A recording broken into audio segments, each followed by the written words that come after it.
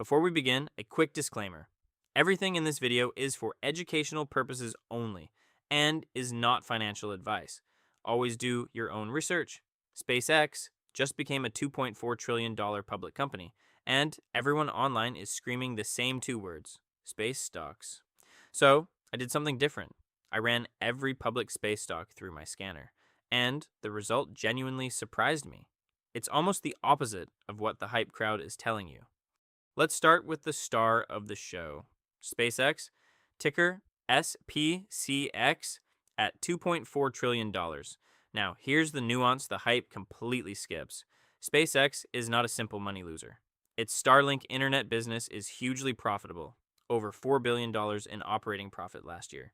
But the company as a whole still posted a net loss, about $4.9 billion in 2025, because it is pouring enormous sums into its AI ambitions and new rocket development. So, at $2.4 trillion, you're not buying a clean, profitable company. You're buying a wildly profitable Starlink wrapped inside a massive cash-burning bet on AI and Mars. That nuance matters.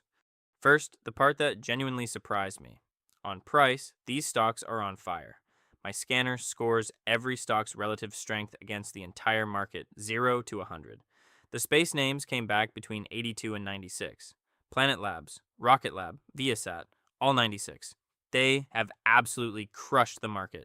The hype is real in the charts. But price momentum is only half the story.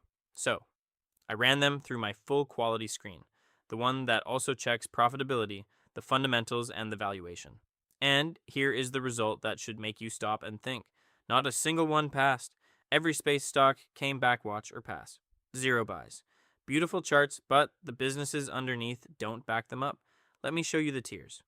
Now, there is one genuinely credible growth story in here, and it's Rocket Lab. This is a real scaling business. Record revenue, $200 million last quarter, up 64%, a $2.2 billion backlog, over 70 launches already booked. And its new Neutron rocket, a direct competitor to SpaceX's Falcon 9, is targeting its first flight late this year. But, and this matters, Rocket Lab still isn't profitable. It's a beta 2.5 roller coaster. It trades at $67 billion on no earnings.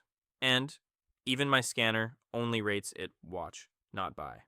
The most credible name in the group is still a high-risk bet. Below that, it splits in two. On one side, the actually profitable names. Iridium, a real satellite business that makes money, and the defense giants, Lockheed, Northrop, RTX. Profitable, paying dividends, real space exposure. But they're laggards, low on momentum. On the other side, the lottery tickets.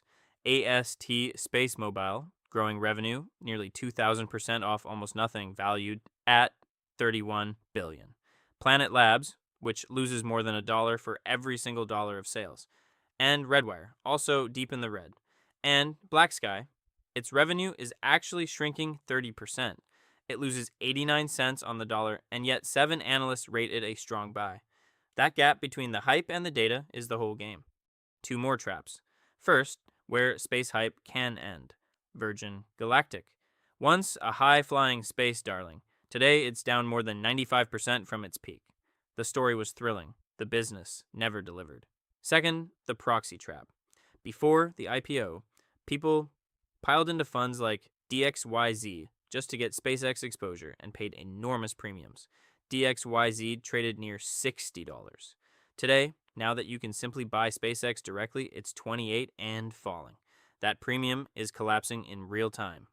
So, here's the honest bottom line. The space economy is a real long-term story. But the public stocks today are mostly speculation, priced for perfection. And not one of them clears my quality bar right now. If you choose to play it, know exactly which tier you're in, the profitable laggards, the one credible growth bet in Rocket Lab, or the lottery tickets. And know that even the best of them is a volatile, unprofitable gamble on the future. Don't chase the hype. This was a reality check, not a buy list. For data instead of hype, subscribe to MoneyQuest Lab. I'll see you in the next one.